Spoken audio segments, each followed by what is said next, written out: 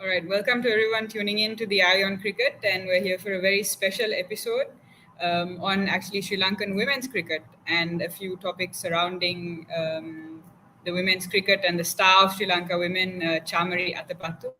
We've got a very special guest today, Estelle Vasudevan, with us, and our regular guests on this podcast, Viren and Merle. Of course, before we move on to the topic of the women's team, I think we can't skip the elephant in the room, the recent developments that have happened in the world of Sri Lankan cricket. And so, just to give our viewers a context, the ICC has banned Sri Lanka cricket from all ICC events due to political interference. Viren, I'd like to get your thoughts first on this because I know you're urging to say something. First off, Estelle, it's an honor to have you on the Eye on Cricket, and we look forward to continued collaborations with you going forward. Thanks for that question, Rook. So with Sri Lanka cricket, Charles Dickens would have termed it a tale of two teams, right? This could be the year where the men's team has hit the deepest possible end and potentially has had its worst year in an ICC event. But on the contrary, and we'll get to this as the episode progresses, our women's team has done brilliantly. So this suspension has come at the wrong time for the women's team, and perhaps at a good time for the men's team to kind of hit Operation Reset and revalue everything, both on and off the field. This is not unprecedented, and I think many Sri Lankan cricket fans on social media, I like to call them keyboard warriors, have reached certain exaggerated stances on this. We saw this happen with Cricket South Africa during the apartheid, but because the apartheid kind of lasted for approximately 20 to 21 years, that severely impeded Cricket South Africa's development over a spell between 1970 and 1991. And I remember reading a few articles about how Cricket South Africa and the South African team went on rebel tours. So I wonder when our rebel tour will be against Bangladesh, following what I call timed out gate. But all those jokes aside, I think what needs to be done is to kind of use this time to review everything that's been linked to Sri Lanka cricket. I remember being in the UK in 2019 when Zimbabwe was suspended for 3 months. And there was a sense of foreboding when I read that article. And I remember tagging a few of my friends saying, watch this happen to Sri Lanka cricket. So it seemed only inevitable that this was going to be the outcome. I mean, to culminate all this with Sri Lanka playing our final match at the 2023 World Cup. But everyone's eyes were on the live coverage of the parliamentary debate happening on Sri Lanka cricket. So that goes to show you that our priorities were all messed up. Those within the Sri Lanka Cricket Board, I refer to both members of the interim committee and members of the original board, plus the government of Sri Lanka in terms of not knowing what to prioritize. And I think that has been our issue. My only hope as a Sri Lanka cricket fan is that the younger generations, our under-19 team, which is meant to be playing at the World Cup in January, should not be impeded and should not be disturbed in terms of their development and progress, and also our women's team. But that's enough of me rambling on. Estelle, I'd like to get your take on this as well. Yeah, it's an interesting situation. And like you said, it seemed pretty inevitable considering what had gone on in the preceding week, right? You look at from the Minister of Sports appointing an interim committee headed by Arjuna, and what he said, things seem to be heading in a certain direction, and it has come to this. It's a suspension, so the hope is that things will be brought back in due course. Of course, with anything to do with Sri Lanka, it's not like a cut and dry thing, right? There are so many players. When I say players, I don't mean cricket players, but other players in this scene who are doing things perhaps with certain agendas. I don't want to say or name names because we don't have any, concrete proof of anything. But there's a lot going on that doesn't meet the eye in terms of the interference and then this ban and all of that. Because I'm sure all of you would have seen Cricinfo reporting that there is a sense that the current recognized board would have welcomed this suspension. So in that case, there are definitely certain things in play that we aren't seeing. But personally, I don't see it as something that will, um, you know, go on for a long time unless somebody really puts his foot in it and, tries to take on something that is way beyond us.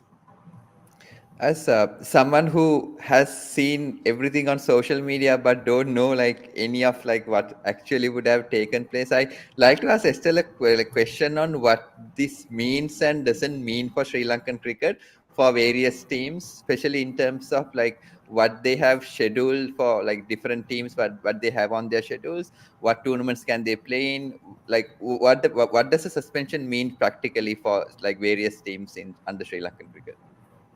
Yeah, so according to my understanding, no international cricket. So any cricket that is under the purview of the ICC is not allowed.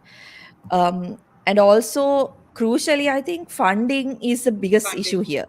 here, because according to reports, Sri Lanka is not due any money from the ICC until January, but that is not taking into consideration the money that Sri Lanka is due for the World Cup, right? Like, I mean, yes, we finished ninth, but they still owed a certain amount of money. So, what will happen to that? Any tournament that is under the purview of the ICC at the moment, Sri Lanka can't partake in. But fortunately, we don't have any international cricket until the end of the year. The women's international cricket is done for the year. They will be touring South Africa sometime in early 2024, but certainly not this year. The under 19s have an Asia Cup coming in. So there is a bit of a problem because Asia Cup is under the purview of the ACC, right? Whether they will be allowed to take part, um, that is a question. I think uh, they will sort that out because the World Cup is also coming. I don't think the location. Sri Lanka is supposed to host the Under 19 World Cup in January. I don't think the location will be changed. But if the suspension is not lifted before January, there is a danger that the under 19s won't be able to play the World Cup, which would be, I think, the most unfortunate thing because you're not under 19 again, right, in your life after you miss that one World Cup. You can't go back. So at the moment, I mean, I've seen a lot of posts about the IPL and WBBL and things like that. Participation in that will not be affected, according to my knowledge, because those tournaments are under those particular boards and don't come under the ICC per se. And Yeah, Rook, and I before I think come Sorry, Rook, before I come back to you, I want to so we referenced the mishaps linked to organizing the LPL. This could have been a perfect window to host the LPL after the World Cup, given this vacuum of cricket or the lack of international cricket that our team has. So yes, But a T10 is coming, so exactly. We'll see how that goes. yeah, Rook, it's going to be interesting to see how that kind of tournament gains traction. I hope it's a bit more successful than the LPL has been in terms of like organizing itself. But I think Estelle, you mentioned the women's Asian Games, and I think this is a perfect point that we can use to kind of transition into the topic that we're in here to talk about, which is Sri Lankan women's cricket. And I think even recently at the Asian Games, they did pretty well. Defeating even Pakistan and the other teams as well, and reached the final. Unfortunately, to be defeated by India, which seems to be a concurrent thing going on with Sri Lankan cricket right now.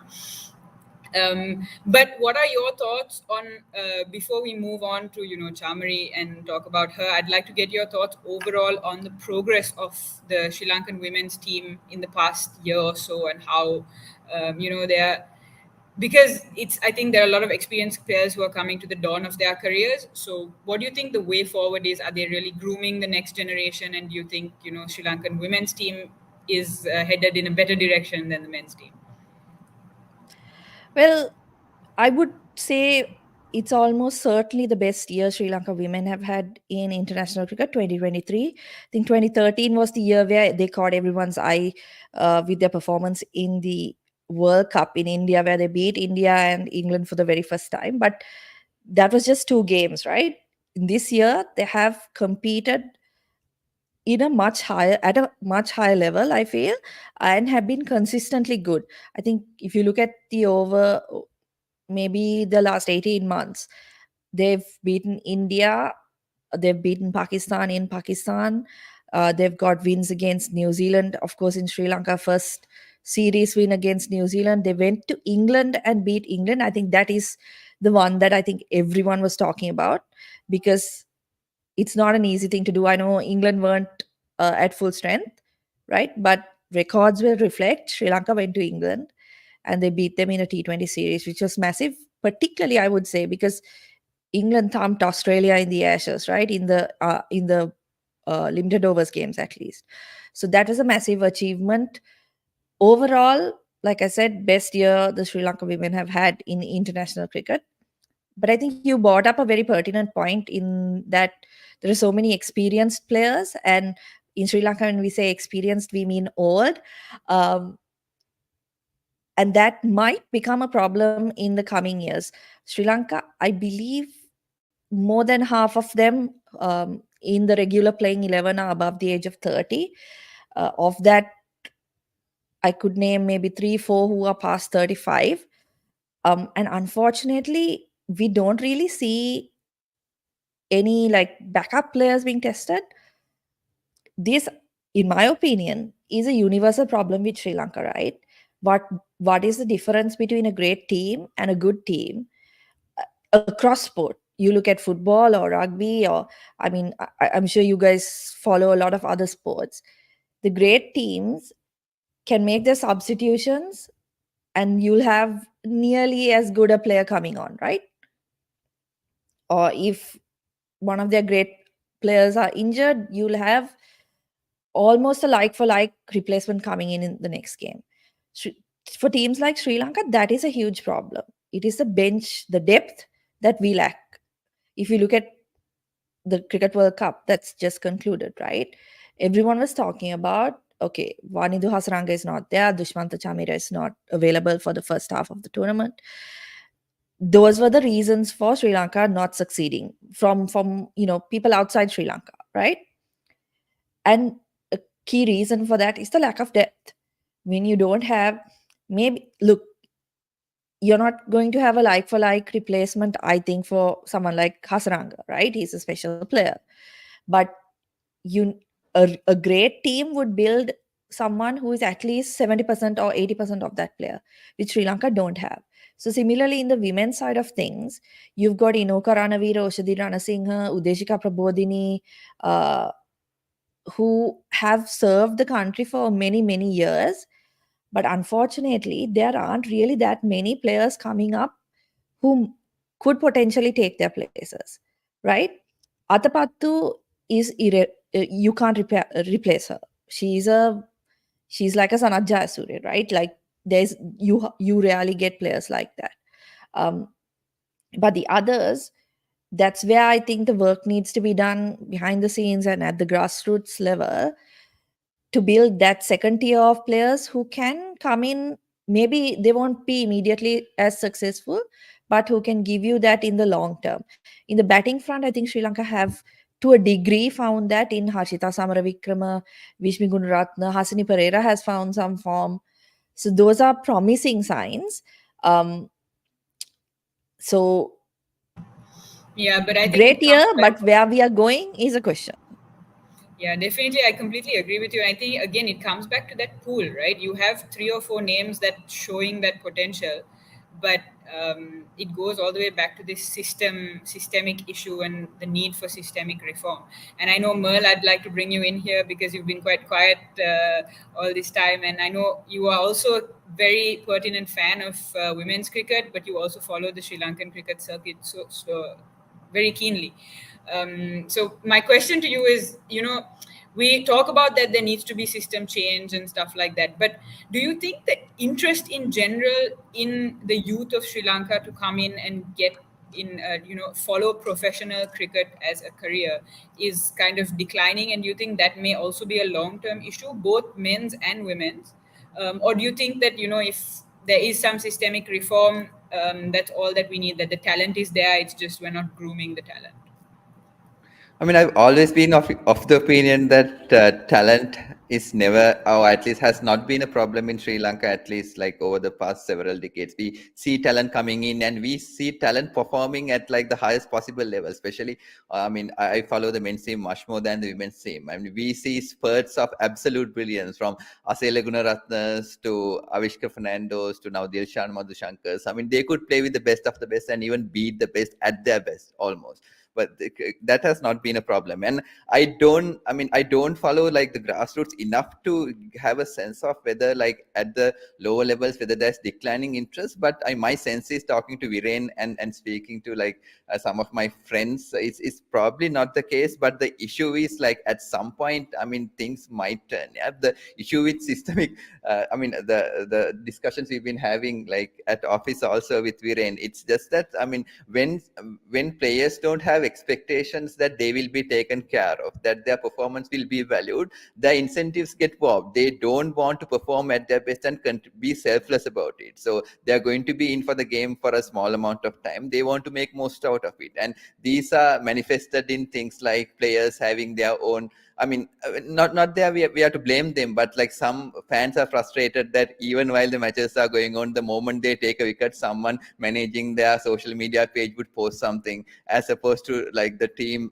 itself trying to win when we are actually losing a match. So these things are quite understandable in a system which players are left to their own. They have no guarantee that like the proper system reform change will come into place. I mean, their injury and physical fitness is not taken care of. I mean, my sense is I would almost like throw this back to Irene, and my sense is like the grassroots level still there's a lot of interest, even from my like school friends and juniors at like Marshall. I've been talking. There's still probably the same amount of interest, but I mean, if this continue to be in shambles going forward for like the next couple of years, things might change. Well said, Irene? Merle. And I go back to other great sports teams, right, and sports legacies. Let's look at Man United in football and their fan base, and like the growth of their academies as a result of having players that they look up to and inspire to be like. Let's look at Australia during their golden era of in the late 1990s and early 2000s. They had people to look up to and inspire, people like Shane Warne. You go back to even the likes of the War brothers, Glenn McGrath, etc. You had players to look up to and be inspired by it as you take up the sport. My worry for Sri Lanka cricket, with this prolonged period of transition, is that there might be a lost generation in there, right? A lost generation that didn't have the heroes to look up to. When I grew up in the early 2000s, you had Sanal Jayasuriya, Aravinda De Silva, you'd heard tales about the 1996 World Cup winning side. You had Mahela Sangha, etc., and that helped us retain our interest in the sport. Understandably, just as viewers, but I'd also assume as aspiring cricketers, you need that sense of inspiration. But let's look at our domestic structure to begin with, right? We have over 22 clubs, 22 first-class teams, and you think that when talent is spread so thinly, it becomes very difficult to A, identify talent, but B, make sure that you simulate high-pressure environments in domestic cricket. I take Australia as my prime example, right?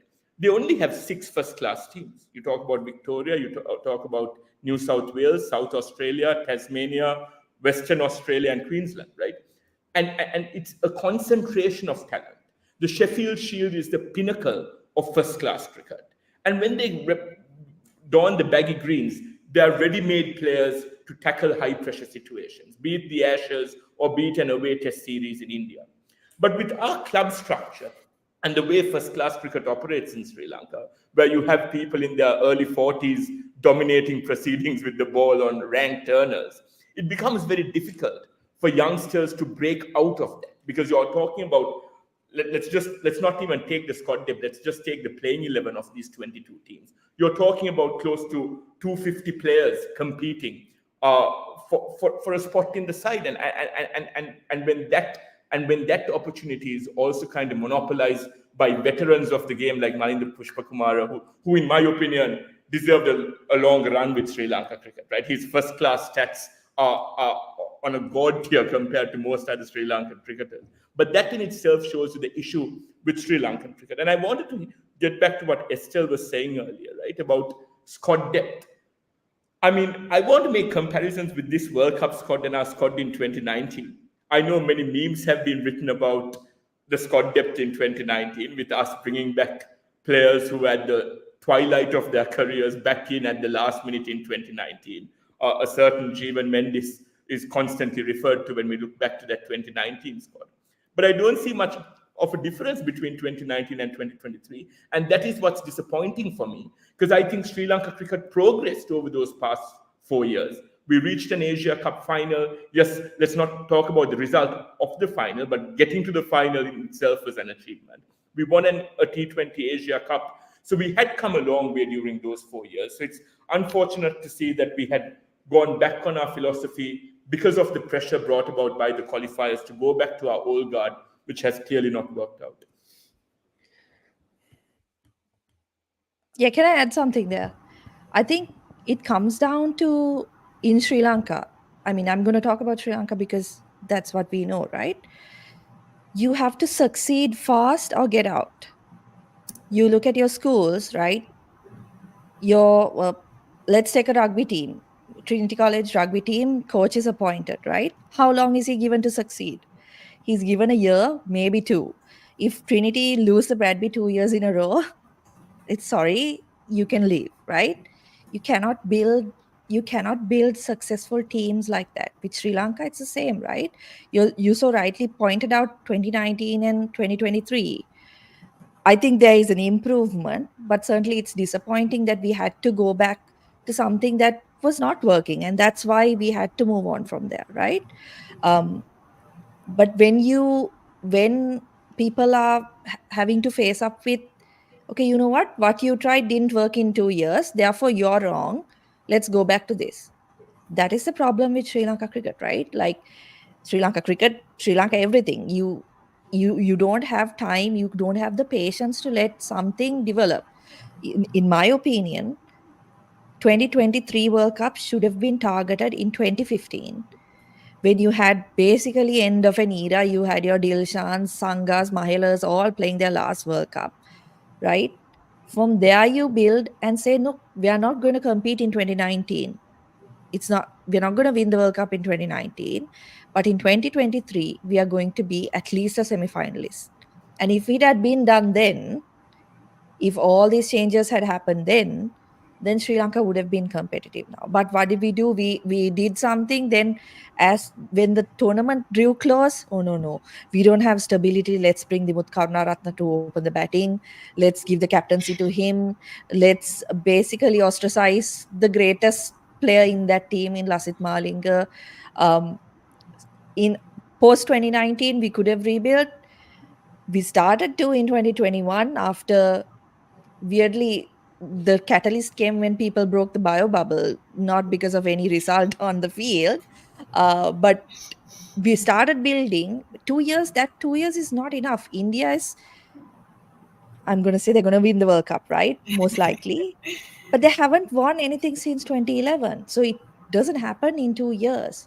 Sri Lankans need to understand that it takes time. You can't, it's too professional now, it's too elite to depend only on talent and think we have the most talented bunch, therefore we should be winning. This is professional sport. It's not what you play in your backyard or down your lane, right? Yeah, and I completely agree with that point, Estelle.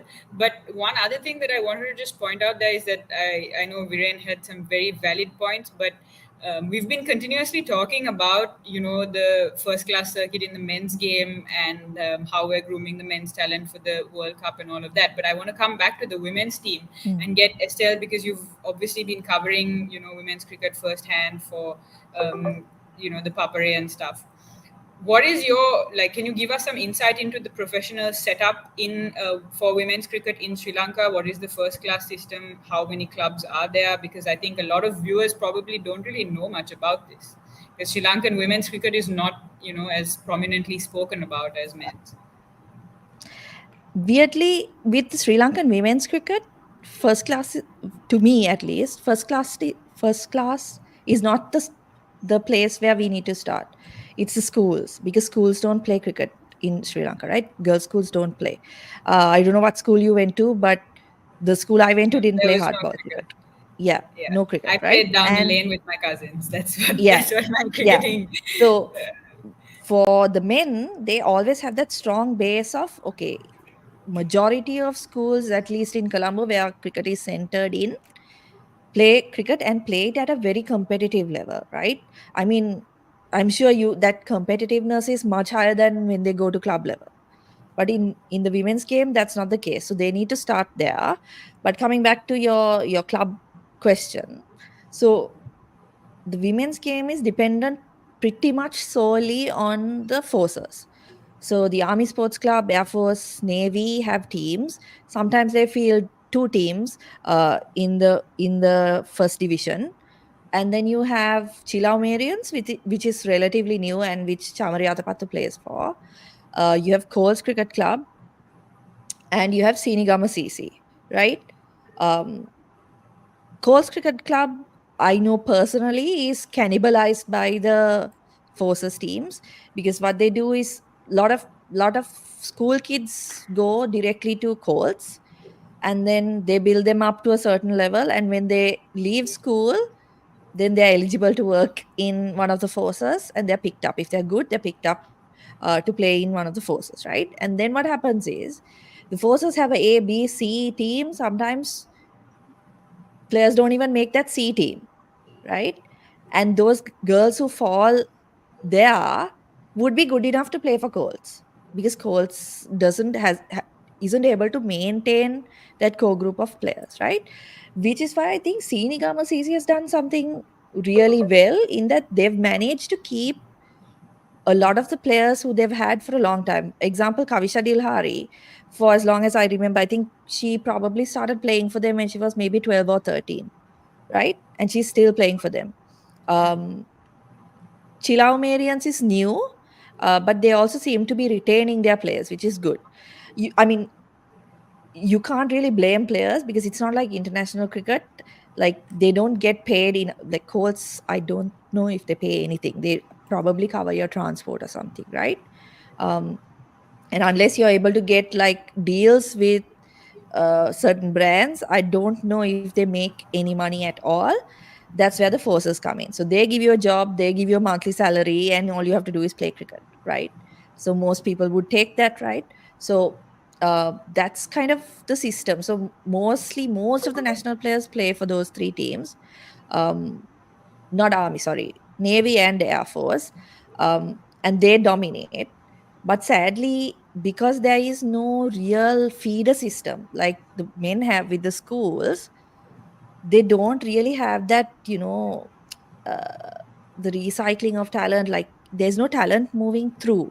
It is the same players who are continuously playing. And like, if you look at domestic stats, you will see players who are performing are the ones who have been picked. There's no doubt about that. They are performing in domestic cricket. But unfortunately, that second tier is not coming, because there's not enough grassroots and lower level cricket that's being played to provide that quality at the domestic level. So that is something I think they've, as far as I know, in 2020, there was a drive by Apsari Tilakaratna to go to rural schools, provide equipment. Because, as you know, like in Colombo schools, in private schools, right, equipment and things like that's not going to be an issue. But Colombo school girls don't want to play cricket, right? At least not a majority of them do, because that culture is not there like the boys' teams. So there was a drive to approach rural schools, provide them with everything they need, have your district coaches, and build from there. Unfortunately, that plan was kind of interrupted by COVID, and then there was also a plan to have, I think, 20 big matches to kind of spark that culture in the on the women's side of things as well. That also fell on its face, and the funding was removed by SLC for some reason, right? So there are challenges like that with the women's side of things, because it is something, in my opinion at least, that unlike the men's one, it doesn't have a foundation. So you have to build right from the bottom. It might mean you're not competitive for the next 10 years, but it has to come right from the bottom. Yeah, thank you for that, Estelle. Actually, even as a interested person who's very interested in cricket, there are things that I'm not very familiar with the women's circuit in Sri Lanka. So I think that just shouts out what the problem is. There's not enough interest in women's cricket in Sri Lanka. But on a side note, I'd also like to give a shout out to the Sinigama CC, because I know personally they're tied in with the Foundation of Goodness as well, and that's a really heartwarming story on how they encourage a lot of girls in the area and in and around the southern coast of Sri Lanka who have an interest in cricket, and they come and they give them free training facilities, and a lot of other things, and that's how they have built up this club and women and a lot of women's cricketers in the Sri Lankan team. A couple of them have come from this club, so it's a really heartwarming story there. But I think we've debated a lot about issues and challenges surrounding Sri Lankan cricket, Sri Lankan women's cricket. I think let's come to the happier side of things. One of our veterans of Sri Lankan women's cricket, Chamari Athapaththu, had been ignored by a lot of international leagues for quite some time. Finally, she got a shot at the WBBL, and she's been really showing her colors since. On debut, she made a quick fire half century, took 3 wickets, woman of the match over there, and she's been, having some solid performances ever since. So, Estelle, what are your thoughts on Chamari's finally being able to, show her class and play at a tournament like the WBBL, and how have her performance has been so far? Yeah, it's strange because this is probably the best cricket she's played in her life this year, or maybe in the last 18 months. But there were times when she was picked for franchise leagues when she wasn't in such great form, right? She's played for the Perth Scorchers, Melbourne Renegades. She played in the Kia Super League as well back in maybe 2016 or 17. Played in the Indian, the exhibition WPL, which they played for a couple of years. But what was strange was that given the form that she was in, that she wasn't picked. And, like, it really, I mean, I've spoken to a lot of people about this, and it's very difficult to pinpoint a reason, right? Because if you talk about form, she's been in the best form of her life. If you talk about the position in which she plays, it's an invaluable asset to have, attacking left-handed opening batter, like who can score at that rate, right? She offers something with the ball as well, and like if you look at the WBBL this season in particular, she's been used a lot with the ball. um, the thing is, with franchise cricket, with women's franchise cricket in particular, if you look around, it's hard not to notice that it's the same, almost the same players playing in every league, right? Most of it merited, I would say. Like, I mean, you want Marizan Cap in every team that you play for, right? Uh, but there are some questionable choices, and I think that is one of the biggest frustrations a lot of people had, not just Sri Lanka fans and like people from here, but a lot of fans overseas also had, was the fact that you have someone who is basically taking apart every bowling attack that she's come up against, but she's not good enough to be picked in the two major or the three major league tournament franchise tournaments, and I'm also including the 100 in this, right? I listened to a podcast very recently where F Nicholson talks about whether it's a bias, and how, like I mentioned before, it all three of those leagues probably have about 100 people in common, right? From coaching staff, like you'll have someone who's coaching a WBBL team who is also coaching in the 100, and who would probably be assistant coach or something in the WPL as well. God, that WPPL. Anyway, uh, so it is also about, for example, I'll give you Charlotte Edwards, right? She coaches in all three competitions. For her, picking a player, and this is probably unconscious as well, it's better to pick someone who she knows how that person works, what type of things, what type of encouragement works for her, what type of feedback works for her. It's easy for her to do her job if she's familiar with that player in that sense, right? And I think things like that have culminated in Athapaththu missing out. Also, I think Raf Nicholson mentioned a very pertinent point in that the language. It could certainly be an issue in the 100 and the WBBL where, you know, it just makes things easier if you're fluent in English and you're kind of on the same page, communicating to you is easier, all of those things. I'm going to give them the benefit of the doubt and say it's unconscious, but it's very difficult to imagine that there is no bias, right? Because there's like cricket wise, there is no good reason you can give. Like, I mean, I saw many people, replying to tweets I've put and stuff, talking about, she hasn't performed well in the WBBL in the past, or she hasn't, when there's been pressure, she hasn't performed, or she hasn't performed uh, she's not consistent enough or whatever, right? But when you're picking for a franchise team, you're not going to pick on a record 6 years ago. No, you're picking on form, right? So all those arguments, I feel, fall flat. So then it circles back to the only thing that remains is what it could be something intangible, and that is bias, right?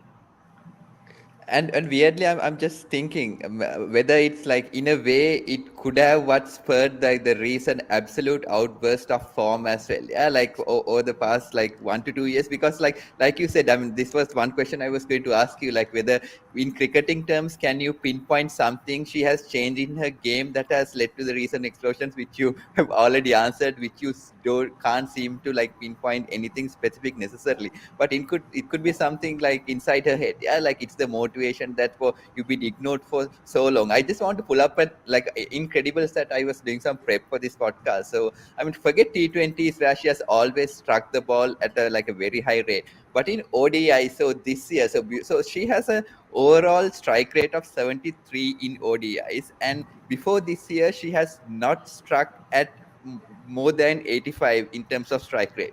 But this year, if I'm going to read the record for you. So she has played in 8 ODIs. She had scored 415 runs at an average of 70 at a strike rate of 125. So this year is unlike any other. And if you've been watching the WBL, especially the highlights, it's almost a spectacle to watch it. I mean, you see all other players, like world-class players, hitting boundaries, and they look fluid and graceful. And Chamari almost seems to be operating at a different level. I mean, she just almost. I mean, it's the same disdain I recall from the Sanats and the Aravindas when they were not particularly like fond of some of the bowlers that they were facing. She has absolute disdain almost. It's what it looks like for some of the bowlers. And whenever she gets out, it's her mishitting something almost, rather than like for the most part, rather than bowling, like devising clever tricks to get her out. So I think like even linking back to like our previous point about like how do you inspire the next generation, I think this single season of WBA will probably do more than anything that Sri Lankan cricket has done up to this point. Because like also to get into a sport, the thing is like you need to see people like you performing well and getting the recognition that they deserve, and it has to look like something cool. And just today I saw that I think SCG will have a special Chamari stand in the next match. This was posted on Chamari's Facebook. I was just looking at Chamari Bay at SCG at 1:44 a.m. during the match between Sixers versus Thunder. So I think already the Sri Lankan base would probably gather around her. And these are the things that I mean. Those are the heartwarming stories of this match. And I mean, just the like. I mean, forget all cricket, but the visual spectacle of watching Chamari bat, I think it's something unto itself. I don't think we even have like a men's game comparison at this point. Yes, we have like 2 games of Kusal Mendis like at the beginning, but just watching her bat, I mean, every day. I mean, the way I balance out the frustration of the men's game for the past 2 weeks has been just to watch endless highlights of Chamari. I mean, I just wanted to rant rather than asking a question, but it's been absolutely fascinating for me. And That's actually before some we, really interesting stats there, Mer. Farooq, before we come to you for the penultimate question, I just wanted to add something to what Estelle and Merle just said, right? I mean, 8 ODI 100 speaks for itself, right? I mean, she's someone who has developed her game in spite of the circumstances, in spite of the turmoil within SLC, right? And I think I will go so far as saying she is an all-time great, not just for Sri Lankan cricket, but for world cricket. And the reason I say this is I can't think of someone who single-handedly carried the mantle of that cricket team for nearly a decade. Since 2013, since 2014 onwards, the fate of the women's team rested solely on her shoulders, right? And there was proof of this during the Asian Games, even during that final. We had a glimmer of hope till she got out, and then everyone knew that that was the last straw for Sri Lanka. And I wanted to add something else to what Estelle said, right? There are critics who say that she hasn't performed in Australia, hasn't performed in England. But that boils down to the fact that she hasn't had those opportunities to tour countries like Australia, England, South Africa with the national team. And that goes back to it's a nice cyclical structure to the failures of the SLC that we discussed early on, to not give our women's team sufficient opportunities. And to also bring in what Estelle and Mer said in terms of this year being her best year yet. You take the quality of opposition as well. She's faced Pakistan, India, England, New Zealand, Bangladesh as a team on the rise as well. And that goes to show you that this patch she's in is her golden patch and is her purple patch in international cricket. And there's something underrated about her game this year. I think she's become a slightly more efficient bowler as well. We saw her bowling at the death for the Sydney Thunder this week, defending 8 or 9 in the final over. We see her bowling in the power play as well in those games against England. So she's an all-round specialist, and I think if there's any glimmer of hope for Sri Lanka cricket, or if there's anyone who is shining brightly for Sri Lanka cricket right now, that's only Athapaththu. And maybe Dilshan Madhushank on the other end of the spectrum at the dawn of his career could also lay claim to that. Also, Yeah, and I before, think yeah. go ahead.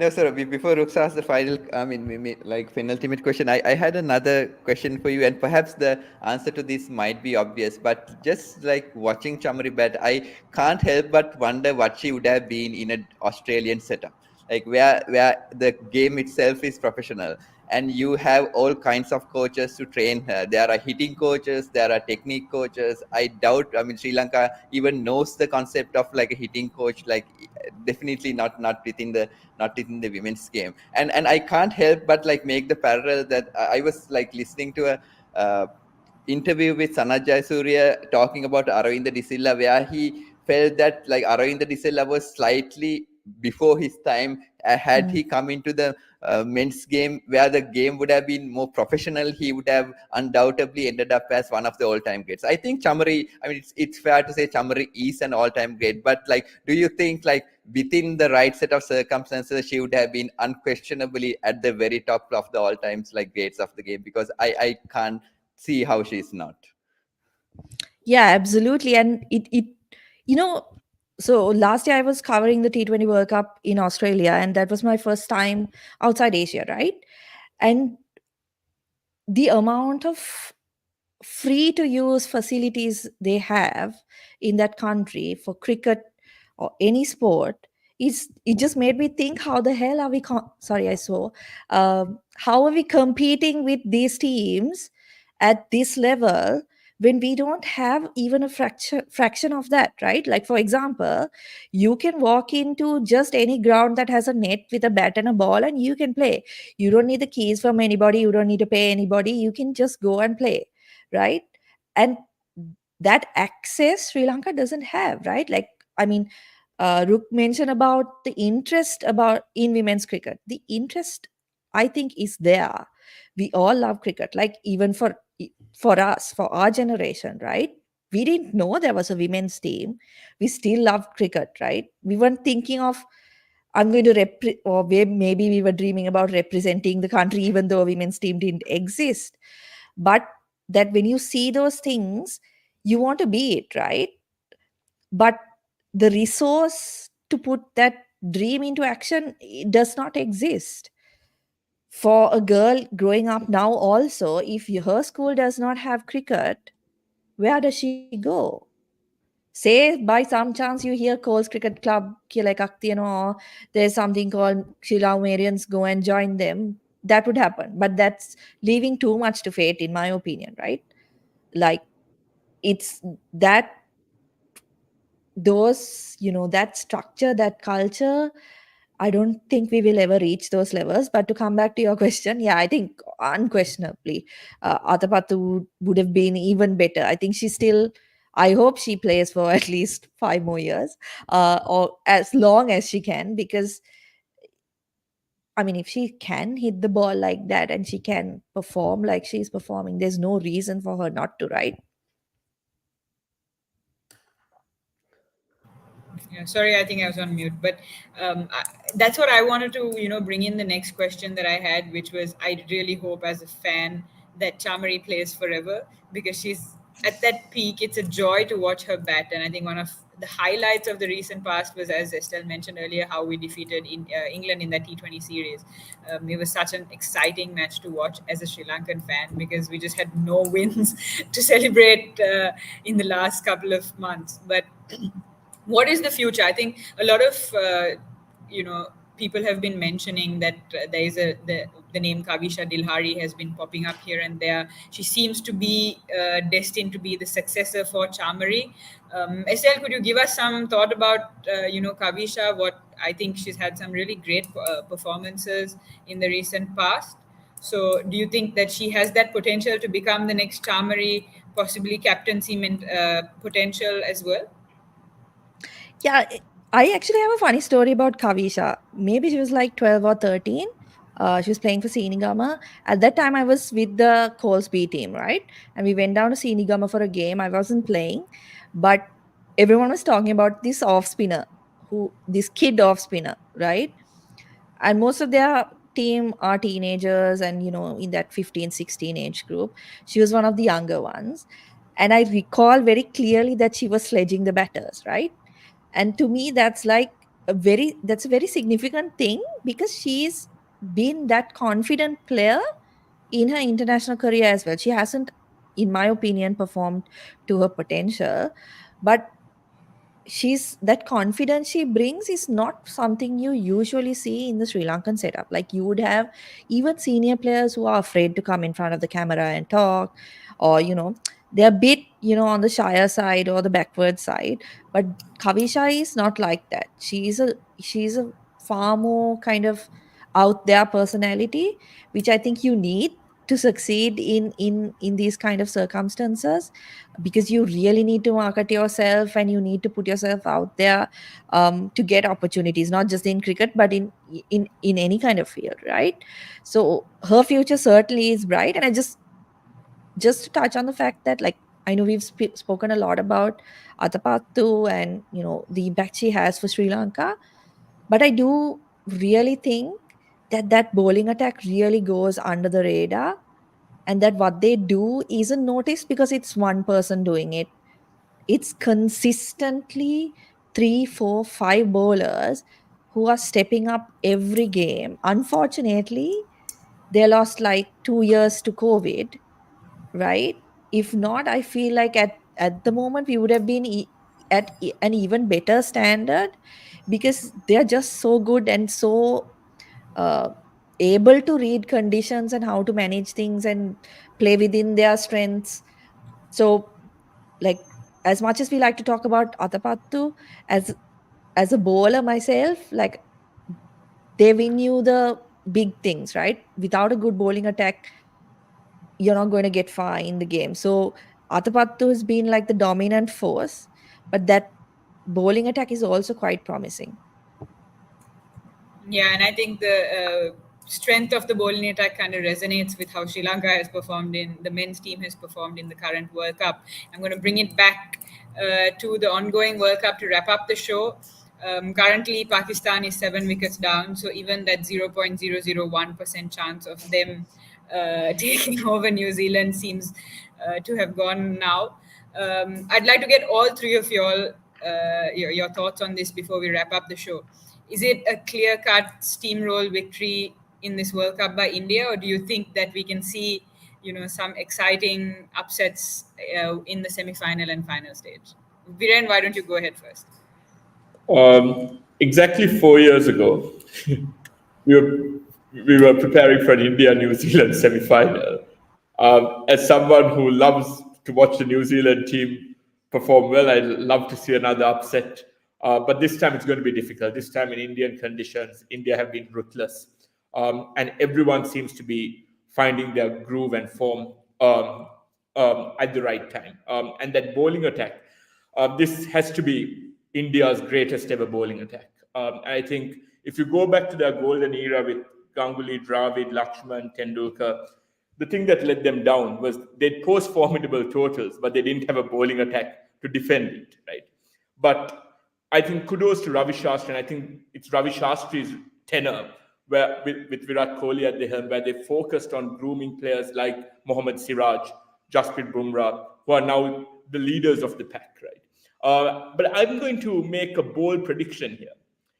If Trent Bolt, Tim Southee find their groove early on in the power play and get a couple of wickets early on, India's batting lineup, if they play Mohammad Shami and play their three seamers, with Shami coming in at number 8, no team has taken India, no team has put India under a constant spell of pressure. The only time I reflect during the group stages where the Indian batting lineup was under some pressure was against New Zealand when they were 5 down with 80 or 70 still to get on the board. So that is the only weakness in this Indian batting lineup, which is the fact that they don't bat too deep. They are heavily reliant on their top 7. And if New Zealand can have the start they had in the 2019 semi-final, that will be something for the archives. And who knows, perhaps a rain delay or two to go push it to a reserve day, and we'll have narratives about 2019 all over again. But I'm looking forward to the Australia-South Africa semi-final. For other narratives, you think of Lance Klusener in 1999, you think of Glenn McGrath's brilliant spell in 2007, you think of South Africa's at World Cup semi-finals. I'm rooting for South Africa here because I think this World Cup was and these are two teams I want to highlight, South Africa and New Zealand, perhaps with similar resources to the likes of Sri Lanka and Sri Lanka cricket, but have been very consistent over the past 14 to 15 years. You think of South Africa, semi-finalists in 2007, semi-finalists in 2015, had an outlier in 2019, were expected to perform better. But this South African team looks dangerous. Australia, well, Glenn Maxwell is being rested today.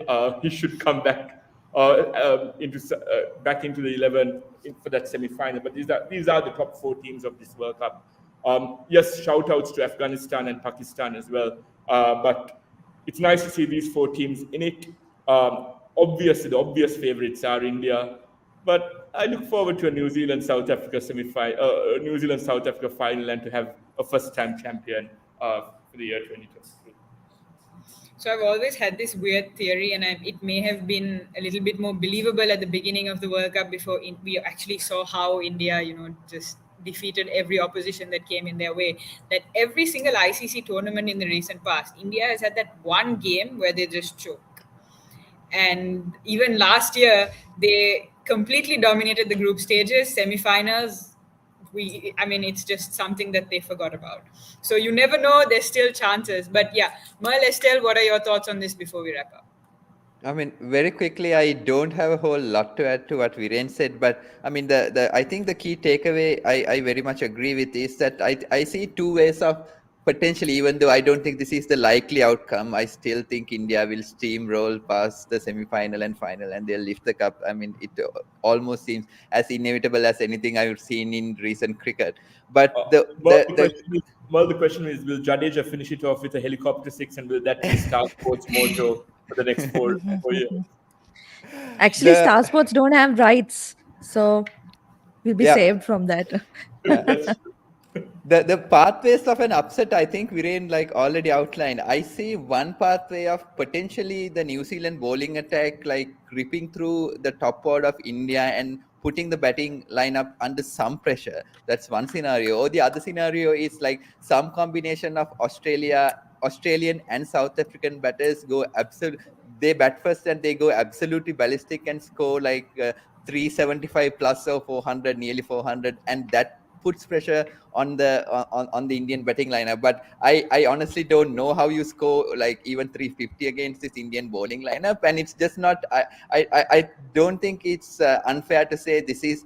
I mean, at this point, it's almost inarguable. Though I think probably the comparison is the 2003 Australian bowling lineup, like in terms of best World Cup bowling lineups. But I think like they are even slightly ahead of them, just in terms of like the sheer strength of like attacking wicket takers that they have in their lineups. Even in the 2003 Australian bowling unit, when you got to the fifth and the sixth bowler, I mean, you could say they weren't as strong. But here, I mean, we were joking the other day. I mean, Kuldeep Yadav seems to be having a relatively pedestrian World Cup, and that's purely because he doesn't have to have like a outrageous World Cup. So no, I don't think we'll see an upset, but like I would love to see like one of the two scenarios of the New Zealand bowling attack going crazy, or the Australian or the South African batting lineup going crazy.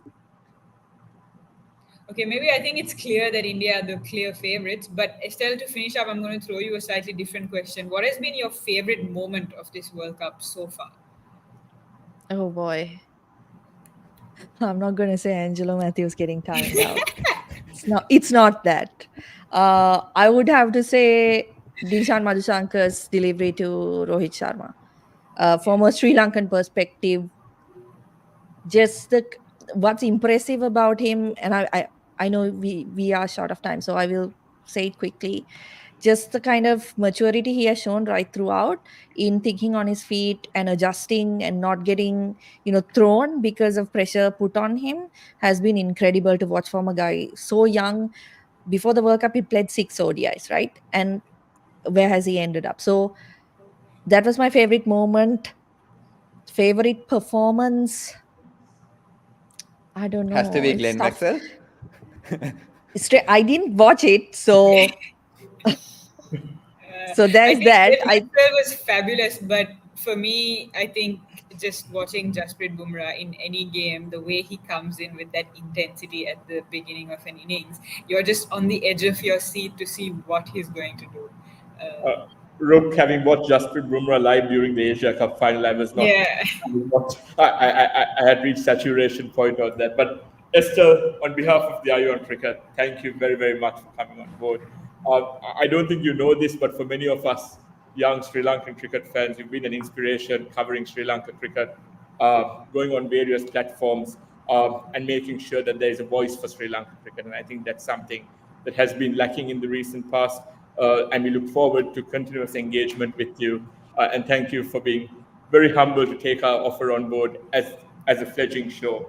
And Rook, thank you for moderating proceedings. I know Rook and I have spoken about having Estelle on one of our shows from the time we had the cricket analyst. So I know it's a significant moment for us as a channel.